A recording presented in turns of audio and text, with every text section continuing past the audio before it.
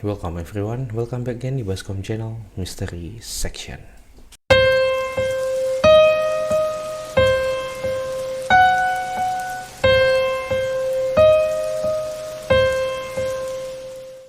Malam ini bareng gue Lenga. Pada episode kali ini kita akan mencoba membahas materi tentang jimat yang masih terkenal dan dipercaya di wilayah Indonesia. Jimat, azimat, atau tamimah adalah barang atau tulisan yang digantungkan pada tubuh, kendaraan, atau bahkan bangunan. Benda ini dianggap memiliki kesaktian untuk dapat melindungi pemiliknya, untuk menangkal penyakit, dan juga untuk tolak bala. Keberadaan jimat di Indonesia memang sudah tidak asing lagi. Tidak sedikit orang yang mencari sebuah jimat guna keperluan-keperluan seperti untuk melancarkan usaha, untuk menguatkan diri sendiri, dan lain sebagainya.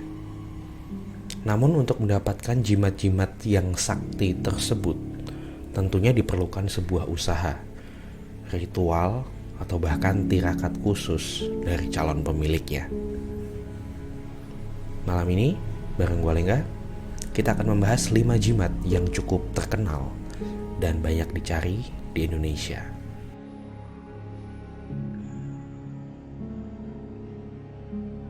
Jimat yang pertama adalah batu mustika.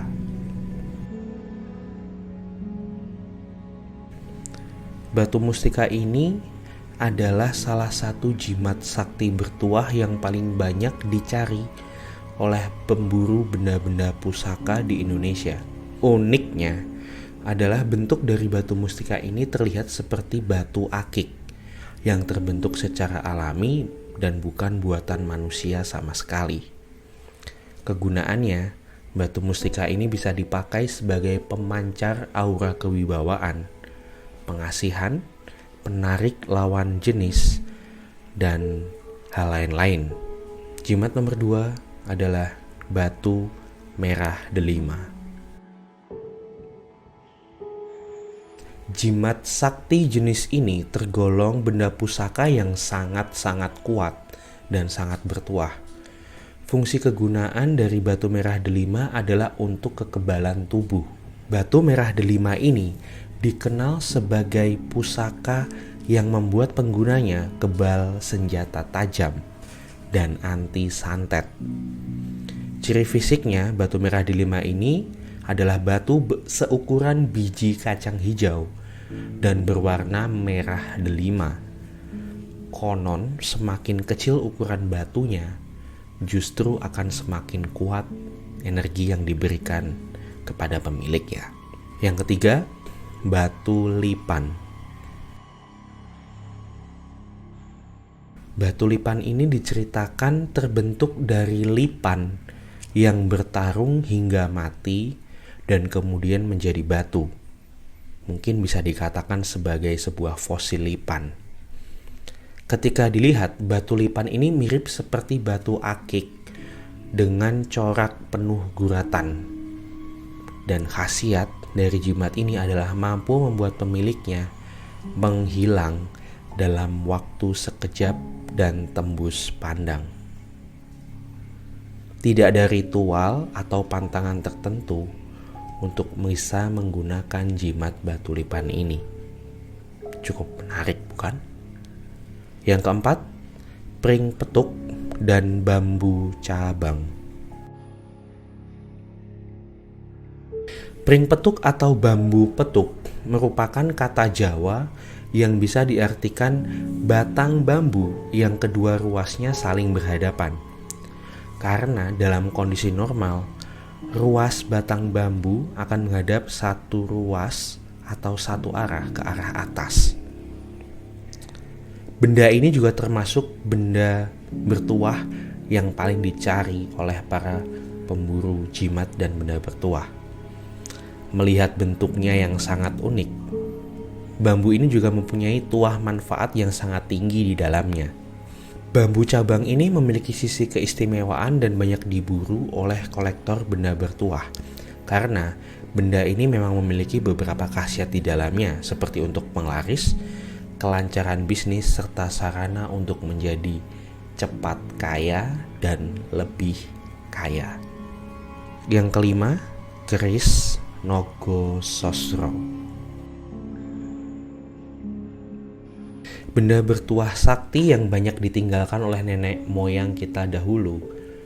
Sejatinya salah satunya adalah keris. Namun banyak jenis keris yang mempunyai nama dan fungsi masing-masing. Sebagai contoh, keris naga sosro misalnya. Keris ini adalah berupa keris berbentuk luk atau liuk belok 13 dan masih banyak jenis yang lainnya. Ukiran berbentuk naga tersebut terbuat dari bahan emas murni dan mengikuti luk keris dari pangkal bawah hingga ujung keris.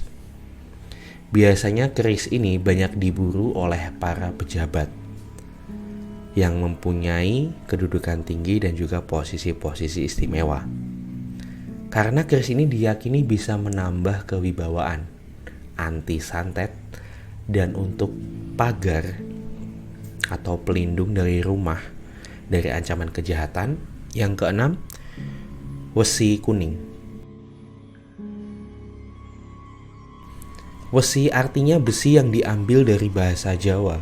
Jadi wesi kuning adalah besi kuning dalam bahasa Indonesia. Keistimewaan dari wesi kuning ini adalah digunakan untuk mereka yang ingin kebal dari senjata apapun. Bentuknya ada yang seperti kepompong berisi besi kuning. Kemudian ada sebesar jarum di dalamnya. Ada juga yang seukuran paku kecil berwarna kuning juga. Yang ketujuh, taring raja babi hutan. Masyarakat banyak yang percaya dengan memiliki taring raja babi hutan, maka mereka akan kebal dari segala tembakan senjata api. Untuk bisa mendapatkan jimat ini, seseorang harus keluar masuk hutan dan berhadapan langsung dengan babi hutan tentunya. Selain itu, pantangannya pun akan sangat berat jika kalian berencana untuk memiliki jimat taring babi hutan ini.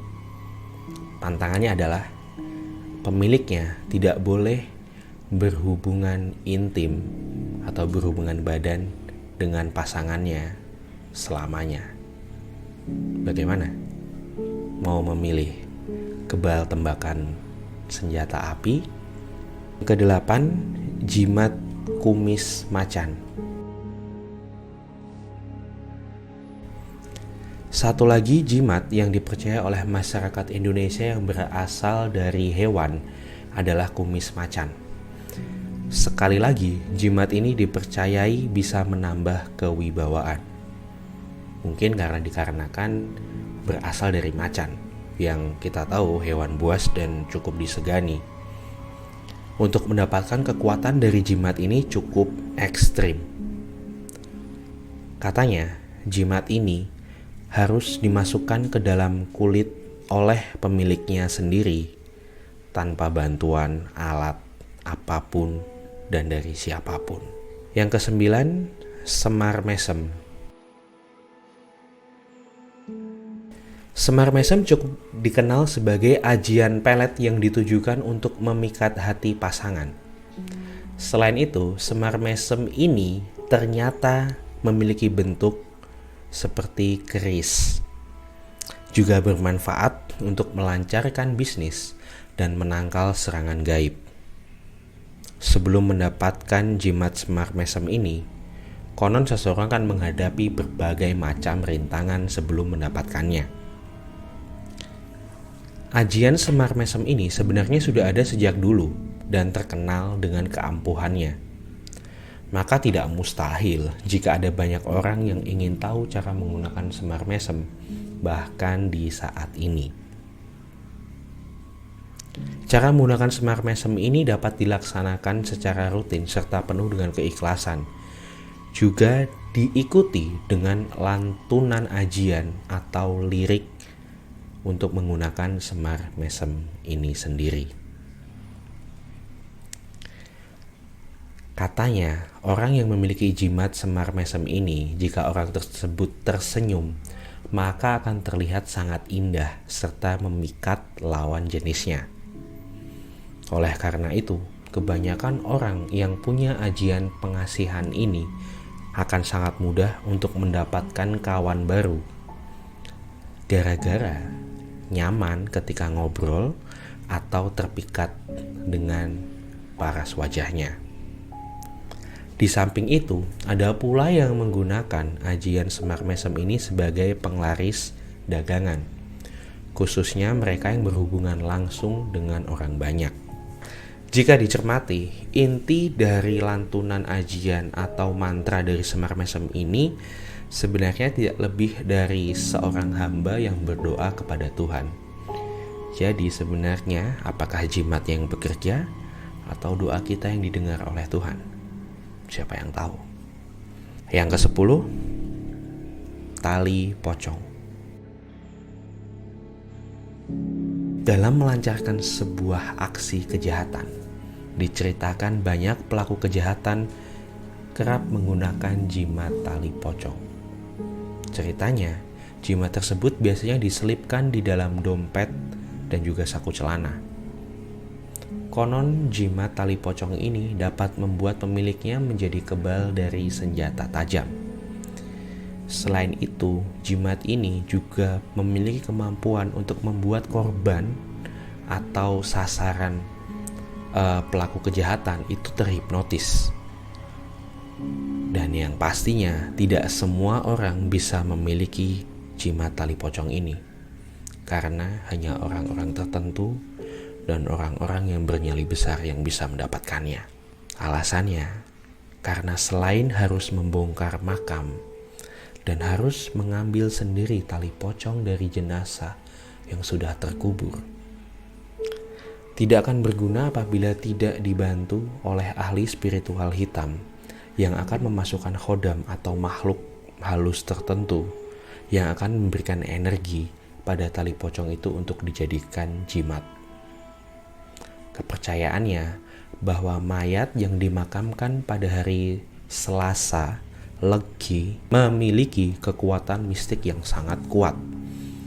Itulah sebabnya sebagian saudara atau kerabat yang ditinggal mati pada hari tersebut akan berjaga di kuburan.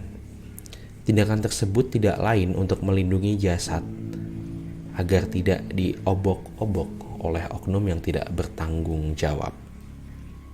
Menurut ritual yang sudah banyak beredar dan dipercayai, ada banyak cara orang mengambil tali pocong ini. Namun yang kebanyakan sama dan dilakukan adalah menggalinya. Karena kebanyakan menggali kuburan hampir sama seperti saat membuat lubang. Namun yang akan menjadi pembeda adalah cara mengambilnya dari mayat. Tapi sebelumnya, ada lelaku khusus yang mengharuskan menggali kuburnya harus menggunakan tangan kosong atau tanpa alat apapun. Ada juga yang menceritakan hanya menggunakan mantra, maka kubur akan terbelah. Setelah kuburan itu terbelah dan terbuka, cara mengambilnya dari sang mayat adalah digigit sampai lepas menggunakan satu tangan saja, atau yang ketiga menggunakan kaki saja. Dari pengambilan tali pocong ini, tidak semua pengikat yang ada di jasad tersebut akan diambil. Biasanya hanya satu, yaitu pada bagian penutup kepala paling atas. Karena pada bagian ini dipercaya menyerap semua energi dari kaki hingga ke kepala dari si mayat tadi. Bisa dibayangkan apabila Anda mengambilnya dengan gigi Anda atau menggigitnya sampai lepas, maka Anda akan berhadapan wajah dengan si mayat yang akan Anda ambil tali pocongnya. Dan ingat, setiap hal yang kita lakukan akan memiliki resiko dan konsekuensinya. Bila Anda mengambil tali pocong tanpa pengalaman yang mencukupi, maka bisa saja Anda akan dihantui oleh perasaan bersalah karena sudah mengambil barang dari jenazah tersebut. Bayangannya akan seolah-olah ada di depan Anda, sehingga seperti yang sudah saya bilang, akan sangat dibutuhkan nyali yang kuat bila Anda ingin memegang jimat tali pocong ini. Itulah 10 jimat yang masih dipercaya di wilayah Indonesia, bahkan masih kerap dicari hingga sekarang. Dari 10 jimat tadi, rasa-rasanya cukup banyak yang berasal dari wilayah Jawa. Apakah memang jimat atau barang-barang bertuah banyak berasal dari Jawa, atau memang diciptakan oleh leluhur-leluhur orang Jawa? Kita tidak pernah tahu. Mystery Section berakhir di sini. Terima kasih sudah menonton video ini. Apabila Anda menyukainya, bisa klik tombol like-nya, komen, dan juga subscribe. Terima kasih. Nama gue Lengga. Selamat malam.